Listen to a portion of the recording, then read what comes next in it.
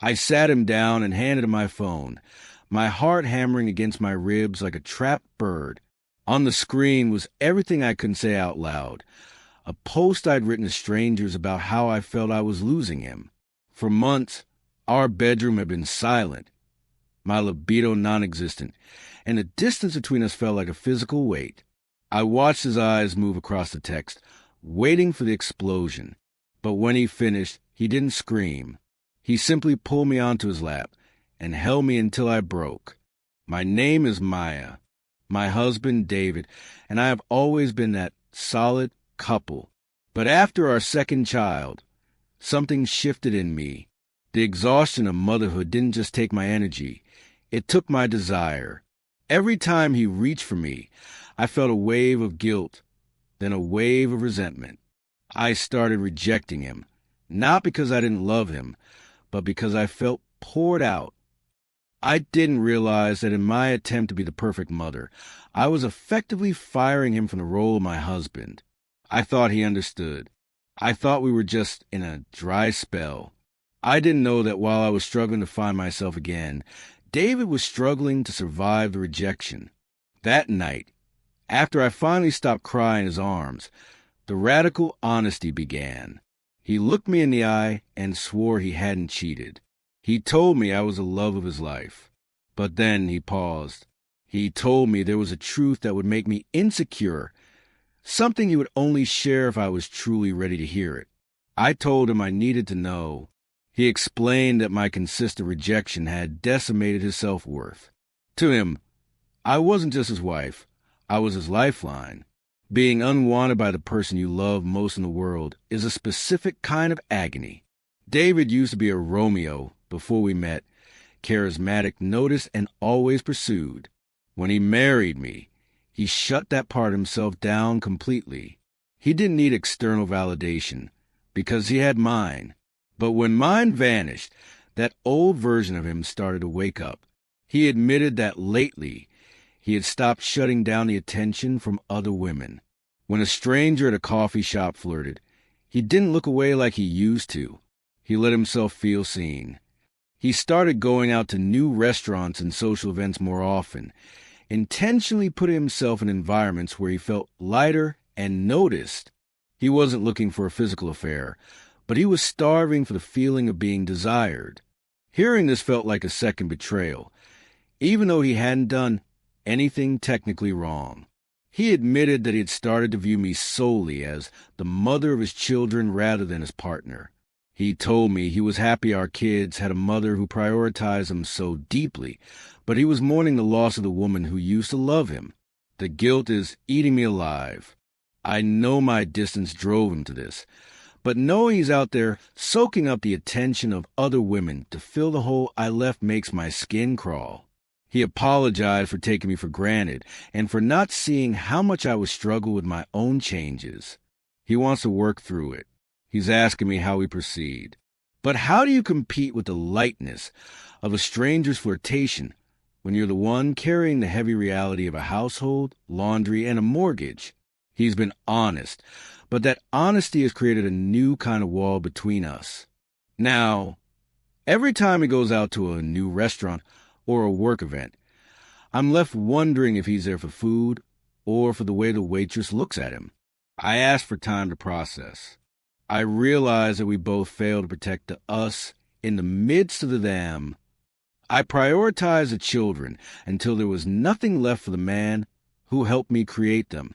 And he, instead of forcing a hard conversation, looked for a bandage in the eyes of strangers. We are at a crossroads. Can a relationship survive when the spark is being sought elsewhere? I want to find my desire again, but it's hard to feel romantic when you feel like you're being compared to every woman in a crowded room. I'm learning that marriage isn't just about loyalty in the physical sense. It's about emotional boundaries. It's about being the person who makes your partner feel seen so they don't have to look for that light anywhere else. But that's a two-way street. I have to want him, and he has to be patient enough to let me find my way back to him without seeking reassurance from the rest of the world. Is it possible to heal the hurt when the rejection was a catalyst? Or has the Romeo and am already checked out of our quiet, suburban life? If your partner admitted they were seeking validation from others because you weren't providing it, would you feel guilty or would you feel betrayed? I'm struggling to find a line. Let me know what you think in the comments. We could really use a perspective right now. On Friday, I officially closed the door on my dreams. 10 years of blood, sweat, and tears poured into an art career that left me with nothing but a pile of debt and a broken spirit. I thought I had reached rock bottom. But on Saturday, the man I've loved for 7 years looked at me across a sea of moving boxes and told me he isn't attracted to me anymore. They say when it rains, it pours. But this felt like a flood meant to wash away everything I had left. My name is Chloe. At 29, I'm supposed to be at my peak, but instead, I'm standing in a collapsed life. My boyfriend, Marcus, is 27. We've been together since we were practically kids. Lately, our house has felt less like a home and more like a waiting room. I just gave up my failing art career, and Marcus is currently unemployed after dropping out of university. We are both in a massive slump, clinging to each other because we don't know what else to hold on to. We're in the middle of preparing to move to a new home near the city. A fresh start, a new chapter. Or at least, that's the story we tell ourselves to justify the expensive security deposit we can barely afford. The move was supposed to be our relaunch. But you can't relaunch an engine that's missing its spark. For months, maybe years if I'm honest with myself, the intimacy in our relationship has been a one-way street. I'm the one who initiates. I'm the one who reaches out in the middle of the night, only to find him turned away. He hasn't pursued me in a long, long time. Living with someone who loves you but doesn't want you is a slow-motion trauma. It erodes your confidence until you start looking in the mirror and wondering what's wrong with the person looking back. I finally reached my breaking point. While we were taping up boxes of old books, I stopped and asked him. No games, no hints. I asked him why he'd treat me like a roommate. I expected him to blame the stress of being unemployed. I expected him to blame the move. Instead, he gave me a truth that left me colder than the winter air outside. He admitted he just isn't attracted to me anymore. He tried to soften the blow with a medical excuse. He said he can't help it. It's his ADHD. He explained that his brain craves novelty, that new cars smell of a fresh relationship, and that after 7 years, the chemistry just isn't firing. But then he said the most confusing thing. He still loves me. He still wants us to get married. He still wants to move into this new house together. I suggested we research it. I told him there are ways to manage ADHD in long-term relationships, ways to keep that connection alive. But he shut it down instantly. He said looking into it makes him uncomfortable. Instead, he's hanging all his hopes on a fantasy. He told me that once we move to the city, and once he finally finds a job, everything will click back into place. He believes that a change in our bank account and a change in our zip code will magically make him want to touch my hand again. I want to believe him. I want to believe that financial stability and a new view from the window will save us. But as I look at him, I realize he isn't looking for a solution. He's looking for a distraction. I'm terrified. I know how the novelty-seeking brain works. Right now, the novelty is the new house and the city lights. But what happens in 6 months when the city becomes familiar? What happens when the new job becomes a routine? Eventually, the only thing new left for him to try will be a life without me. I love Marcus. He has been my constant through the rise and fall of my career. But I don't want to be a habit. I don't want to be a safe place for someone to land while they wait for something more exciting to come along. I'm 29 years old, and I have to decide if I'm willing to move into a new house where I am fundamentally invisible. Money can be earned.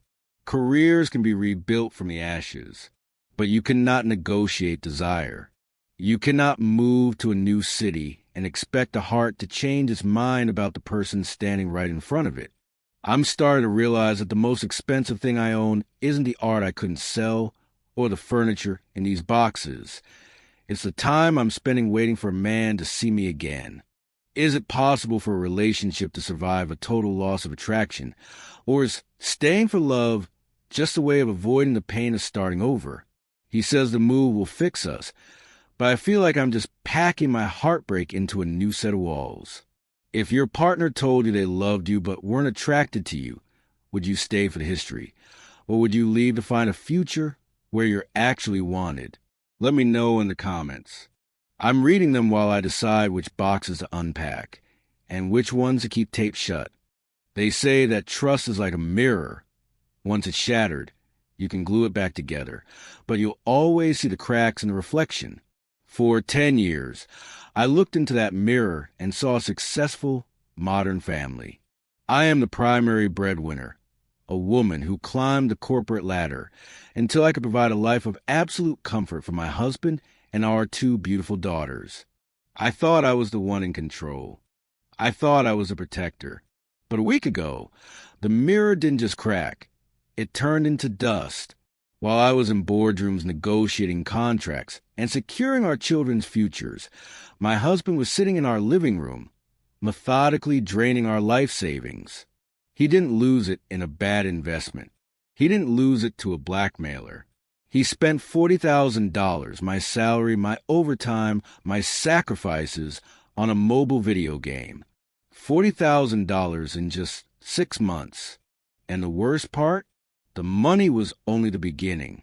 Behind the digital gold and the virtual upgrades was a woman he called his queen, a stranger he whispered to while I was in the next room, exhausted from the weight of carrying our entire world on my shoulders. Tonight, I'm sitting in a house that feels like a crime scene, looking at a man who feels like a stranger, wondering if my self-respect is worth more than the family I've spent a decade trying to save. My name is Elena. At 41, I've achieved everything I was told would make me happy. I have the career, the house, and 2 daughters, 7 and 2, who are the light of my life. My husband, David, is 45. For the last several years, we've operated under an agreement. I would be the engine of our finances, and he would be the anchor at home. In the beginning, it seemed like a fair trade. David isn't the ambitious type. He's the guy everyone likes at a party.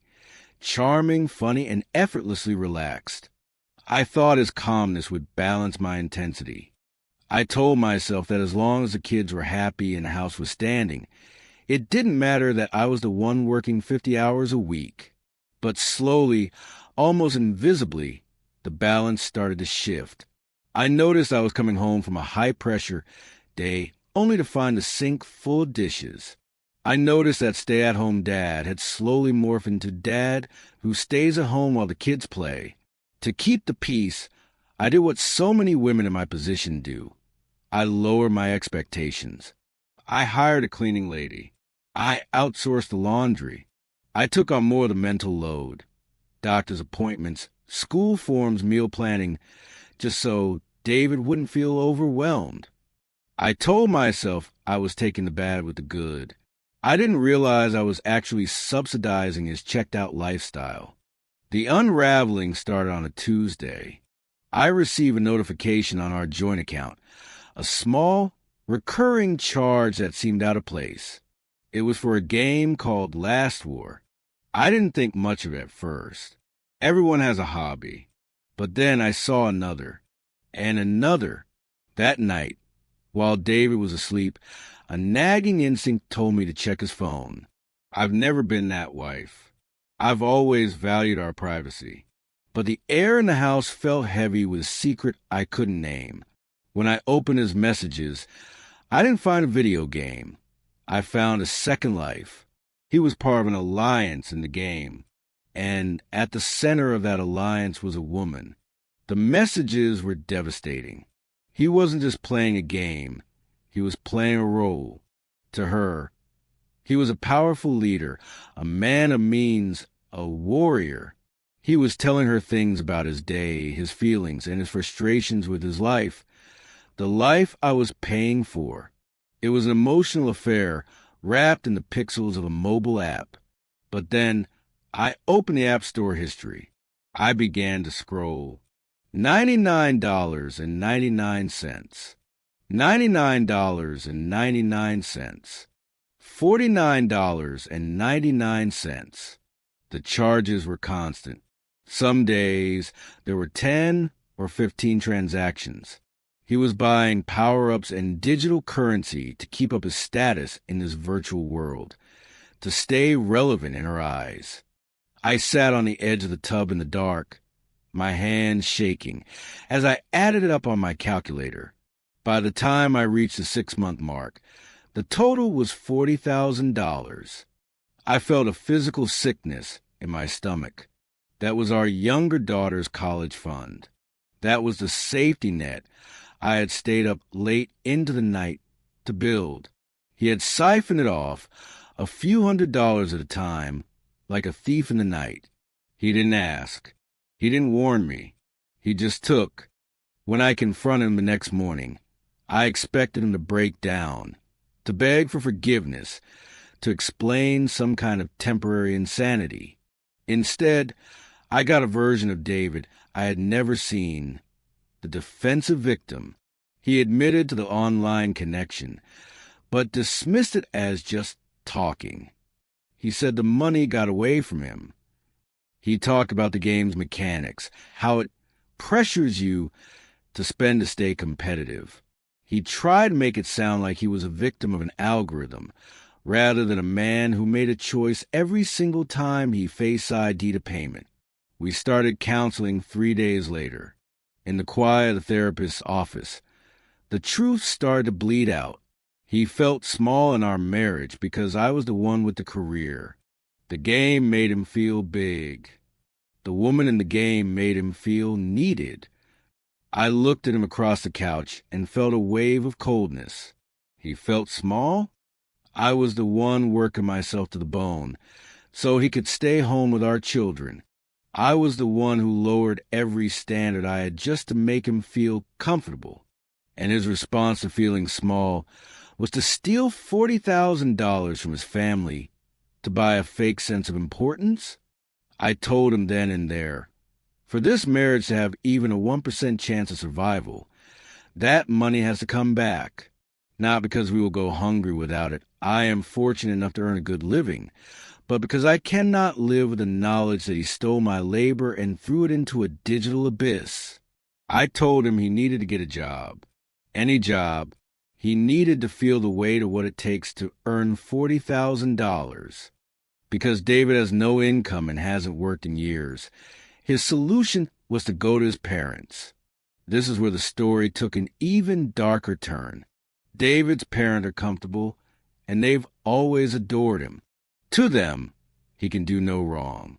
He told them a sanitized version of the truth. He told them he made some mistakes and needed help. When I spoke to them, I didn't sugarcoat it. I told them the exact amount. I told them about the other woman. I told them that David needed to pay this back to restore the balance of respect in our home. His parents offered a loan, but I stood my ground. A loan to a man with no job is just a gift with a different name. I told them that if they wanted to help their son, they should hold him accountable. The argument became explosive. I was angry, rightfully so, and I was forceful. I told them that the stability of our family was at stake. The next day, David told me that his parents felt I was blackmailing them, that I was using the kids as leverage to get their money.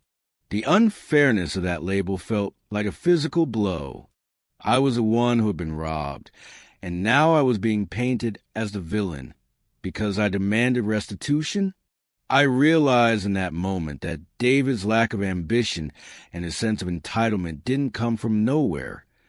They were cultivated in a home where he was never held responsible for his actions. I told him to tell his parents to keep their money. I don't want a cent from them. If the money doesn't come from his own sweat and his own effort, it doesn't count. So here I am. We are still in counseling, but the sessions feel like we're just moving furniture around in a house that's already burned down. David says he's looking for work, but I haven't seen a single resume. He says he wants to stay, but I don't know if he wants me or if he just wants the life I provide. I find myself looking at my daughters. My 7-year-old is smart, observant, and fierce. My 2-year-old is just beginning to see the world. What am I teaching them if I stay? Am I teaching them that a woman's role is to be a provider, a cleaner, a mother, and a martyr? Am I teaching them that it's okay for a man to fun and charm his way out of betrayal that would end any other relationship? I worry that if I forgive him, I will never be able to look at myself in the mirror with pride again. I worry that I will spend the next 20 years wondering if every time he picks up his phone, he's spending another $1,000 of our retirement. The question isn't whether I can survive this financially. I can. The question is whether I can survive this emotionally. I am a woman who has built everything from nothing. I know my value. And for the first time in 10 years, I'm starting to realize that the man sleeping in the room down the hall has no idea what I'm actually worth.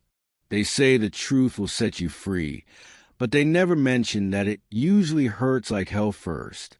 $40,000 is a high price to pay for a lesson, but maybe it's the price I had to pay to finally see my marriage for what it really was. If you were in my shoes, if you were the one holding everything together and found out your partner was secretly tearing it apart, would you stay for the sake of the kids? Or would you realize that the most important thing you can give your children is a mother who respects herself enough to walk away? Let me know your thoughts in the comments. I'm at a crossroads, and tonight, the city feels very quiet.